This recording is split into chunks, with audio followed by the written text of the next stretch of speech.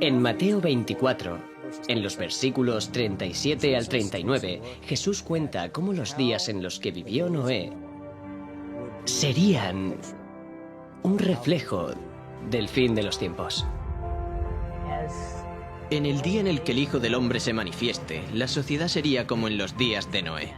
Se cuenta cómo llevaban a cabo sus actividades diarias, se casaban, se daban en matrimonio, comían, bebían y no prestaban atención.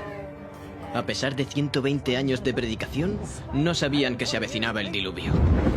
Así será el día, dice Dios, en que el Hijo del Hombre se manifieste. La historia se repite. Estoy seguro que el Señor está observando desde el cielo. Jesús dijo, como en los días de Noé, así será la venida del Hijo del Hombre. Y hoy lo estamos viendo en el mundo. La violencia en la tierra, el egoísmo, la egolatría están ahí. Creo que todo esto le parte el corazón a Dios. Quizá la lección práctica más importante que podemos aplicar en la actualidad es: ¿qué significa subirse al arca? Vivimos en el tiempo del juicio, vivimos en el ocaso de la historia del mundo. Estamos ante el umbral de la eternidad. Y la gente tiene que darse cuenta de que es un periodo fascinante, más que ningún otro en la historia. Porque el mundo está siendo puesto a prueba y ahora es cuando la gente tiene que prepararse para encontrarse con Dios.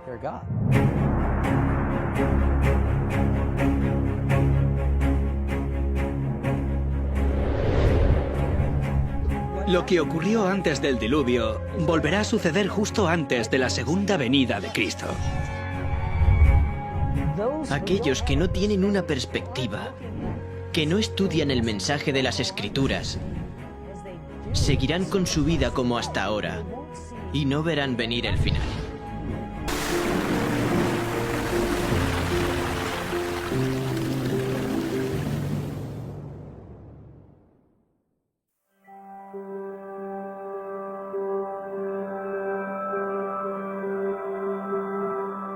Dios es amor. Su naturaleza, su ley es amor. Siempre lo ha sido y siempre lo será.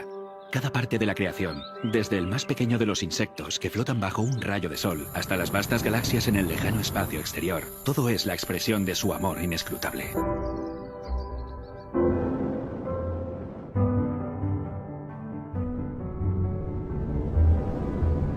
No cabe duda de que el mundo antes del diluvio hablaba del amor de Dios. Todo era absolutamente precioso. Su amor se expresaba en todo lo que se podía ver.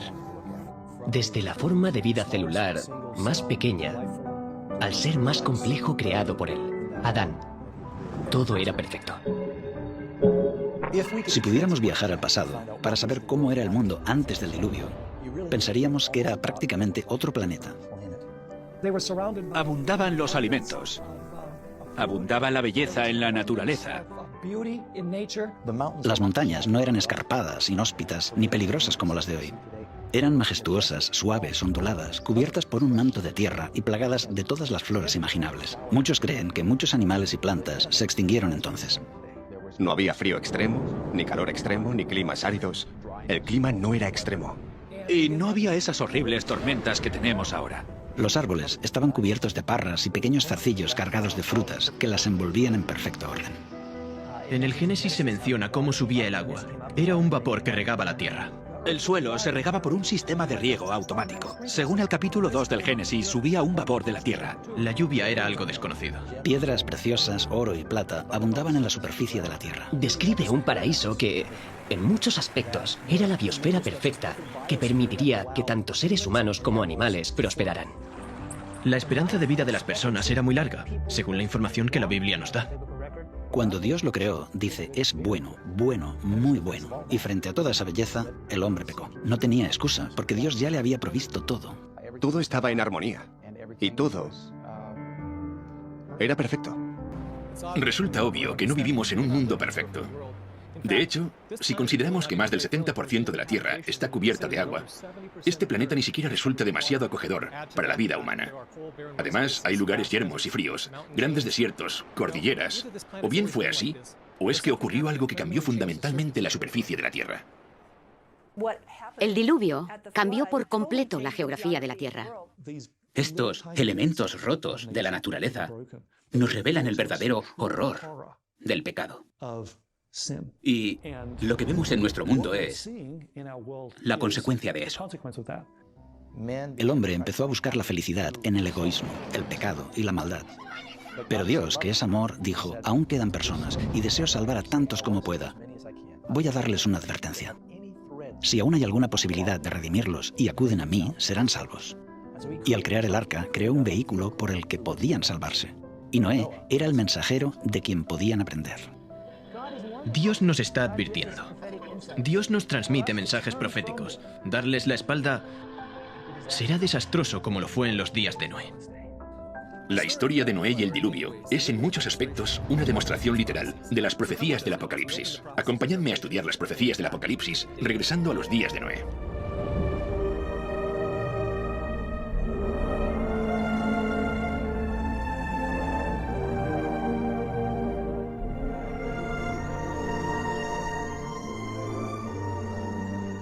En los días de Noé había signos de decadencia, pero la tierra era aún rica y hermosa gracias a la providencia divina. Las colinas estaban pobladas con árboles majestuosos que sostenían las parras cargadas de frutas.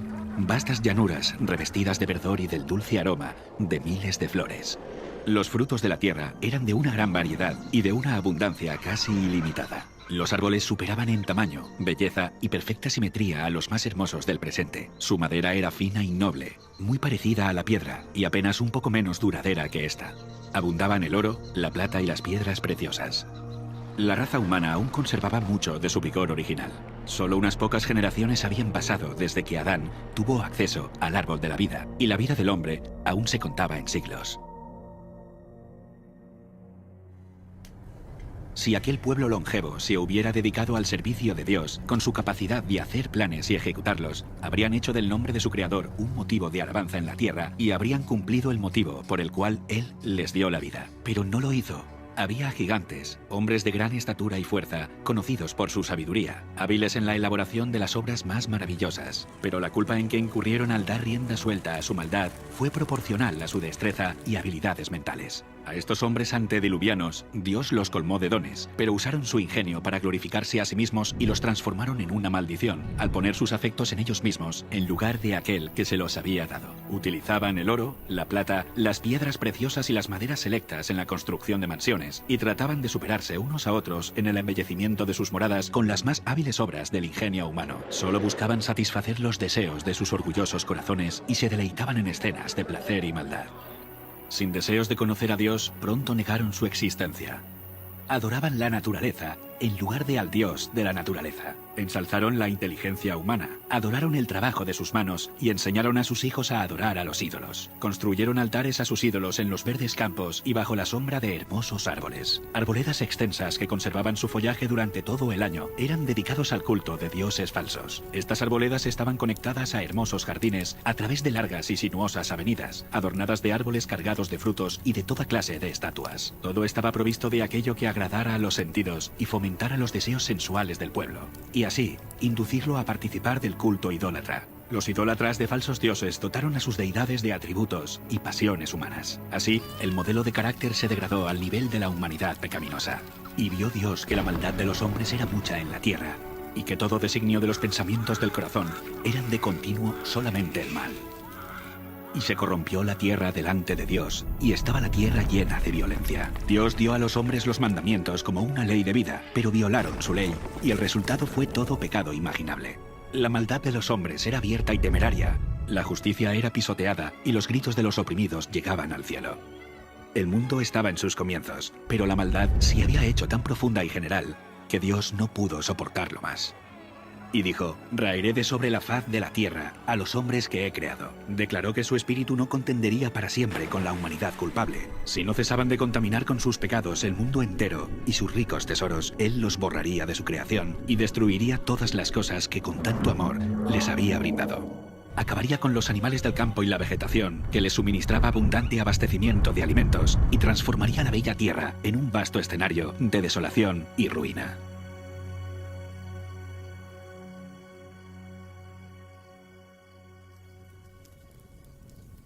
120 años antes del diluvio, el Señor contó su propósito a Noé por medio de un ángel y le ordenó construir un arca. Mientras la construía, Noé tenía que predicar que Dios iba a traer sobre la tierra un diluvio para destruir a los impíos. Aquellos que creyeran el mensaje y se preparasen para este acontecimiento, arrepintiéndose y reformándose, obtendrían el perdón y serían salvos. Dios dio a Noé las dimensiones exactas del arca e instrucciones explícitas acerca de todos los detalles para su construcción. La sabiduría humana no habría podido idear una construcción de semejante resistencia y durabilidad. Dios fue el diseñador y Noé el maestro constructor. Tenía 3 pisos de altura y una puerta en uno de los lados. La luz entraba por la parte superior y las distintas secciones estaban dispuestas de forma que todas estaban iluminadas. El material que se empleó en la construcción del arca fue el ciprés o madera de gofer, que resistiría al deterioro durante cientos de años. La construcción de esta inmensa estructura fue un proceso lento y laborioso. El arca por sí misma no hubiera podido resistir la tormenta que se avecinaba sobre la tierra. Solo Dios podía proteger a sus siervos de las aguas tempestuosas.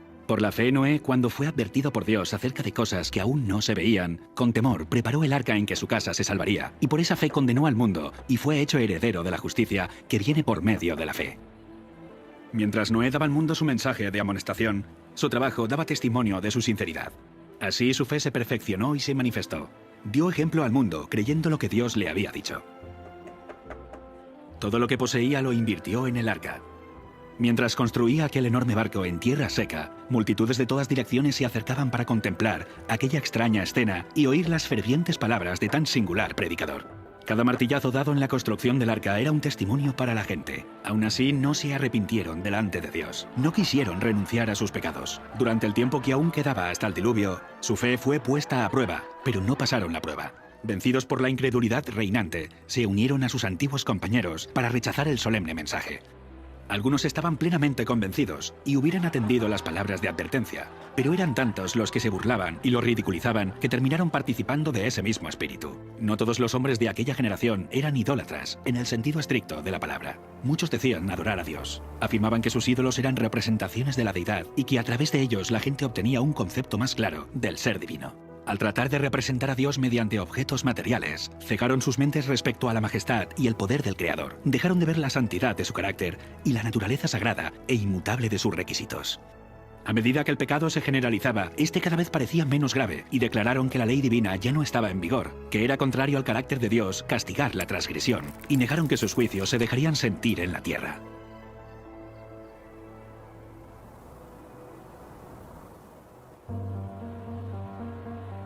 Si aquella generación hubiese cumplido la ley divina, los hombres habrían reconocido la voz de Dios en la advertencia de su siervo. Pero al rechazar la luz, sus mentes se volvieron tan ciegas que realmente creyeron que el mensaje de Noé era un delirio. No fueron las multitudes ni las mayorías las que se colocaron de parte de lo justo. El mundo estaba en contra de la justicia y las leyes de Dios, y Noé fue considerado un fanático. El mundo se reía de la locura del iluso anciano. En lugar de humillar sus corazones ante Dios, ellos persistieron en su desobediencia y maldad, como si Dios no les hubiera hablado a través de su siervo. Pero Noé se mantuvo como una roca en medio de la tempestad. Rodeado por el desdén y el ridículo popular, se distinguió por su santa integridad y su fidelidad inquebrantable. Sus palabras iban acompañadas de poder. Su relación con Dios le proporcionaba la fuerza del poder infinito. Durante 120 años, su voz anunció a oídos de aquella generación acontecimientos que, según la sabiduría humana, estaban fuera de toda posibilidad. El mundo antes del diluvio razonaba que durante siglos las leyes de la naturaleza habían permanecido inalterables. Las estaciones se habían sucedido unas a otras, en orden. Nunca antes había llovido. La tierra se había regado por una niebla o rocío. Pero con su obstinada resistencia a los reproches de la conciencia, aquella generación llenó la copa de su iniquidad y maduró para la destrucción. Su tiempo de gracia estaba a punto de concluir. Noé había seguido fielmente las instrucciones que había recibido de Dios. El arca se había terminado como el Señor había dictado, e hizo provisión de alimentos para hombres y animales. Y entonces el siervo de Dios hizo su última solemne súplica a la gente. Con anhelo indecible, les rogó que buscaran refugio mientras aún era posible encontrarlo.